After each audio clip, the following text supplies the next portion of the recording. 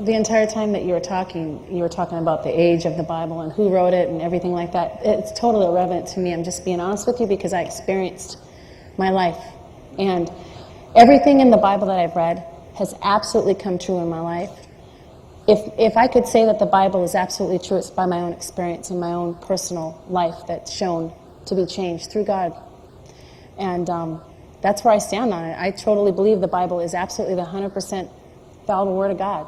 And anything that you add to it or take away makes it null and void. So when you add, your own thoughts or your own consciousness of what you think it really means, it's not going to work for you. It's not the truth. And you become deceived when you start thinking that you can go to God or go to heaven in any way, any form, just by what you're thinking in your heart. There has to be a standard. There has to be a rule book for the way to go. And we can't defer to the left or to the right of it, because then we start to sin, and then the devil comes in and steals our joy. Mark? I mean, some of the claims are poor academically, and you're a nice guy, and we're, with the Dead Sea Scrolls, there's men like Carlton Peter Thede who would date fragments of Matthew back to the time when the eyewitnesses were still alive. Those who did write the Bible weren't making things up. They got murdered. Peter was crucified upside down. Usually for something like that, there's a benefit.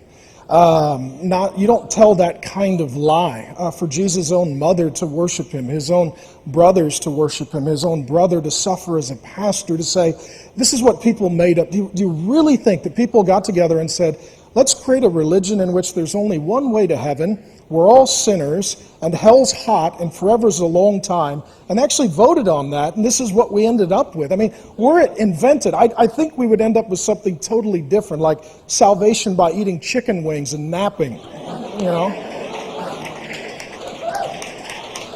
That's what I would have voted for. The scripture says the letter or literal kills. That's where we get the word literal from letter. Spirit gives life. I take the Bible very seriously, just not literally. Now, if you want to be really strict, you're not supposed to wear expensive clothes or jewelry. That's not true. Well, according to the New Testament, no. But it's not true. She might have shopped on sale. You're judging. Oh, no, I'm not saying that. I didn't literally. I've said this to many great. I've hosted conferences with Christians for 40 and 50,000 people there every year for 15 years. And we dress, women wear pearls and gold and braided hair. So, but the New Testament says that a woman should not wear braided hair. All right, one question. No. That's the literal. The part where it says Jesus got out of the grave, yes or no? Yes. So does what? Does the Bible say that he rose from death? Do you believe sir. that? Yes. And you have a problem with the devil and not the resurrection? No. Here's where I am. Here's where I am. The resurrection is very powerful to our faith. Nobody can prove it. I've been to the garden tomb. I've wept seeing the empty tomb. But I can't prove it. I believe that because I want to believe it. I don't think I have to believe it for it to have happened or not happened. I've been taught to believe it. I don't know how not to, So so when a Christian goes to the Garden tomb and the Catholics go to the Church of the Holy Sepulchre and they argue, as they were fighting over there the other day about where Jesus was buried, there's a lot of misinformation in that. But all right, Deepak, go deep. I have a suspicion that Deepak has something to say. All I have to say is belief is a cover-up for insecurity. All belief is a cover-up for insecurity. If I asked you, do you believe in electricity, you would say that's ridiculous. If I asked you, do you believe in gravity or electromagnetism, you would say that's a stupid question. If something is real, you don't have to believe in it. You should be able to experience it. And the most fervent believers in the world are the cause of all the problems in the world right now. Okay? But Deepak, Annie has said repeatedly that she did experience her. Say that? Annie has said repeatedly that she did experience Well, then I don't deny her experience for her. And I had one too. And I have one too. But if you ask me, do you believe in the literal resurrection? Do you believe in the literal virgin birth? So, good for them. And bad for you. Right? Say that again. And bad for you.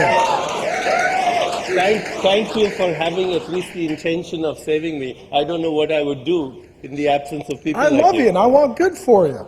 Thank you, sir. I do. I'm doing okay. You know, I don't need the devil because I don't have the guilt and shame that you people have.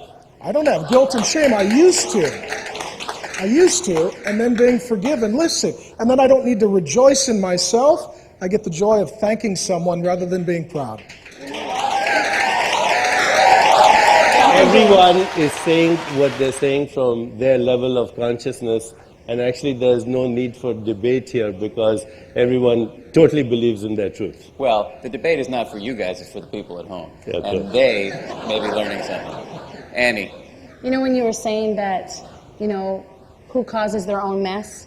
Well, I want to know something. If you're getting attacked by someone and raped, and let's just say you were just walking to your car, did you cause that mess? No, you didn't cause that, but you know, we live in a society that has abuse, that has poverty, that has ignorance, that is a result of cultural influences, historical influences, economic influences. It's not so simple that you cause that. When you look at the context in which evil arises, there's a deeper understanding of why it's there. And you then try and solve it creatively instead of creating some bogeyman out there called Satan. Well, so you believe that evil exists. I definitely believe that there are forces of destruction in the world and that this is part of our essential nature, that we have the choice to be good or evil. As he said, we have the choice to choose evolution or entropy. But we don't have to project it on some mythical being out there.